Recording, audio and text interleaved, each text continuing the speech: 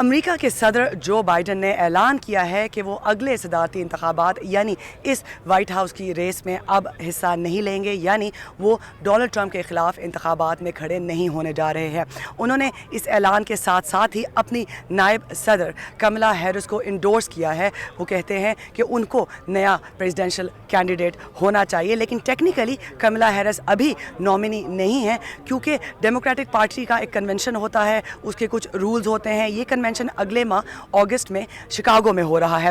اس میں پھر ڈیلیگیٹس ہیں، 3996 ڈیلیگیٹس ہوتے ہیں جو کہ پھر ووٹنگ کرتے ہیں اور یہ ڈیسائیڈ کرتے ہیں کہ کون صدارتی امیدوار ہوگا۔ اس کیس میں یہ ڈیلیگیٹس پہلے ہی وعدہ کر چکے ہیں صدر بائیڈن کے ساتھ، لیکن رولز کے مطابق وہ کبھی بھی اپنا وعدہ چینج کر سکتے ہیں، کسی اور کو نامنیٹ کر سکتے ہیں، اور اس کنونشن میں یہ طے ہوتا ہے کہ پھر ڈیموکریٹک پارٹی کو اس وقت کون لیڈ کرے گا۔ ریپبلکن پارٹی پہلے ہی سابق صدر ڈونلڈ ٹرمپ کو جو ہے وہ اپنا پریزیڈنشل کینڈیڈیٹ مان چکی ہے، اور اس سارے کا ایک کانٹیکس یہ ہے کہ پریزیڈنٹ بائیڈن پہ بہت زیادہ پریشر تھا ان کی صحت کے حوالے سے۔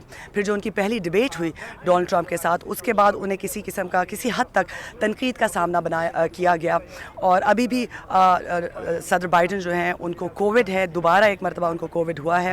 وہ اپنے ڈیلیور گھر میں اس وقت موجود ہیں۔ اتوار کے روز یہ اہم فیصلہ کیا گیا۔ بہت سارے لوگوں کی نظریں لگی ہوئی تھی، ڈیموکریٹک پارٹی کے اندر سے آوازیں آ رہی تھی کہ صدر بائیڈن کو جو ہے انتخابات میں حصہ نہیں لینا چاہیے۔ کچھ پولز بھی یہی بتا رہے تھے کہ کچھ اہم ریاستوں میں وہ لیڈ نہیں کر رہے ہیں بلکہ ڈونلڈ ٹرمپ لیڈ کر رہے ہیں۔ ڈونلڈ ٹرمپ نے اپنے بیان میں، اپنے رد عمل میں کہا ہے کہ وہ پہلے سے ہی کہتے تھے کہ جو بائیڈن فٹ نہیں ہے۔ اب نومبر میں 5 نومبر کو امریکی جو ہے وہ پولز میں جائیں گے اور یہ طے کریں گے کہ اس وائٹ ہاؤس میں اگلا صدر کون ہوگا۔